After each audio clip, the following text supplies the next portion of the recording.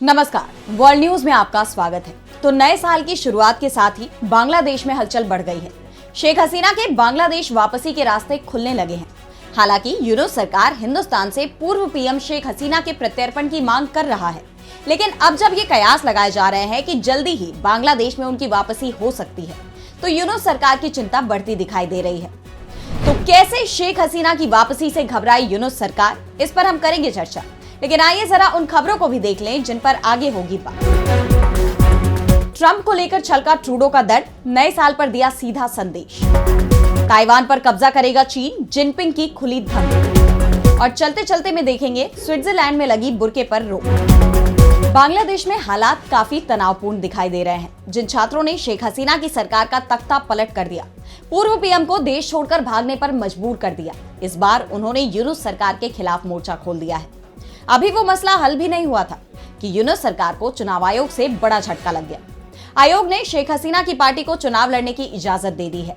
शेख हसीना जब बांग्लादेश छोड़कर आई तो कयास लगाए जा रहे थे कि उनके राजनीतिक करियर का अंत हो चुका है।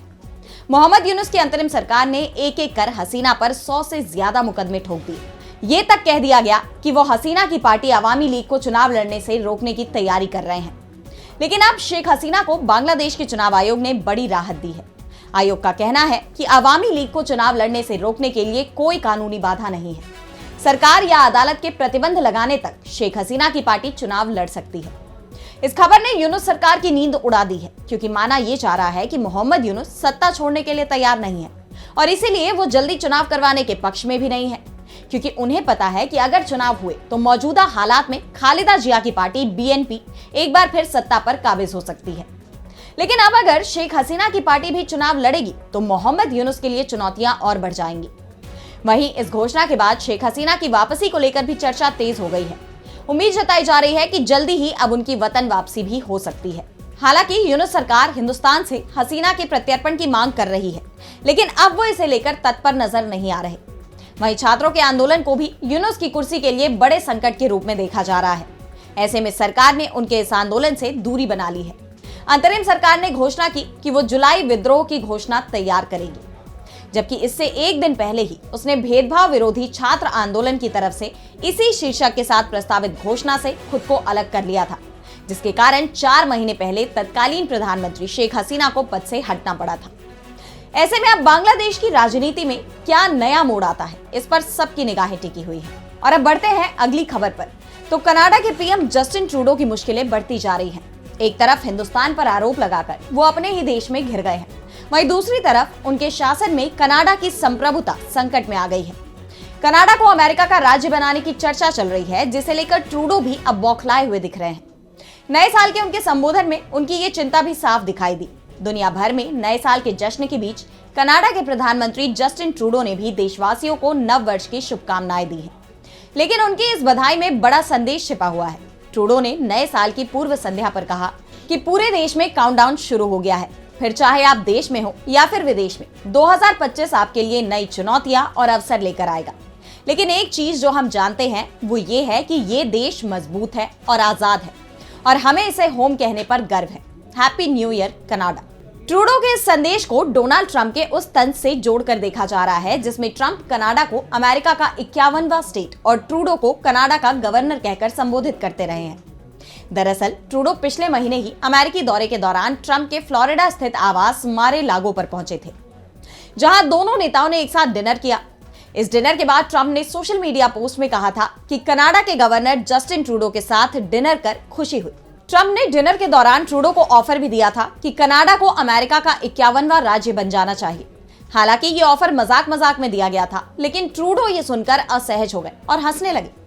ऐसे में ट्रूडो का कनाडा की आजादी और मजबूती का संदेश डोनाल्ड ट्रंप के लिए ही माना जा रहा है।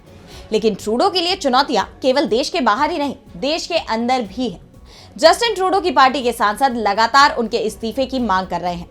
अभी हाल ही में अटलांटिक कनाडा के पूरे लिबरल पार्टी के सांसदों ने ट्रूडो से तुरंत इस्तीफा देने का आह्वान किया। सांसदों ने कहा है कि आम सहमति बन गई है कि उन्हें ये पद छोड़ देना चाहिए। लिबरल नेताओं का कहना है कि ट्रूडो को अमेरिकी राष्ट्रपति जो बाइडेन के जैसे नहीं करना चाहिए और वक्त रहते इस्तीफा दे देना चाहिए, ताकि नए प्रत्याशी को आगामी चुनावों के लिए पर्याप्त वक्त मिल सके। सांसदों ने कहा कि ट्रूडो पद से हटने में पार्टी का समय बर्बाद कर रहे हैं और इसका खामियाजा कमला हैरिस की तरह बाद में आने वाले प्रत्याशी को उठाना पड़ सकता है। हाल ही में आए एक सर्वे में भी ये खुलासा हुआ है कि 57% कनाडाई चाहते हैं कि ट्रूडो पद छोड़ दे। ऐसे में जस्टिन ट्रूडो के लिए हालात बेहद चुनौतीपूर्ण हो गए हैं। और अब अगली खबर में बात ताइवान पर चीन के कब्जे की। तो चीनी राष्ट्रपति ने एक बार फिर ताइवान पर चीनी कब्जे को लेकर बड़ा बयान दे दिया है।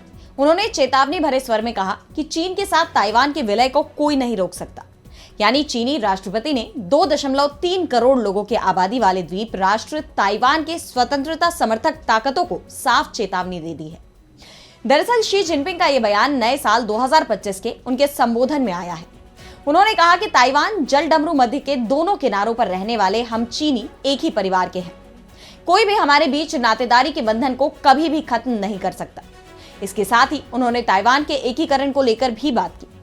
अगर चीन ताइवान के रिश्तों की बात करे तो लोकतांत्रिक रूप से शासित ताइवान को चीन हमेशा से अपना हिस्सा मानता है, जबकि ताइवान ने बीजिंग के इन सभी दावों को सख्ती से खारिज करते हुए साफ कहा है कि ताइवान का भविष्य केवल उसके लोग ही तय कर सकते हैं और बीजिंग को इस फैसले का सम्मान करना चाहिए। और पिछले कुछ सालों में दोनों देशों के बीच तनाव और बढ़ गया है। खासकर मई 2024 में लाई चिंगते के ताइवान के राष्ट्रपति बनने के बाद हालात और चिंताजनक हो गए हैं। लाई चिंगते को चीन अलगाववादी नेता माना जाता है, जो स्वतंत्र एवं संप्रभु ताइवान की वकालत करते हैं। लेकिन चीन साफ तौर पर कहता रहा है कि वो ताइवान को अपने नियंत्रण में लेने के लिए बल प्रयोग से भी पीछे नहीं हटेगा।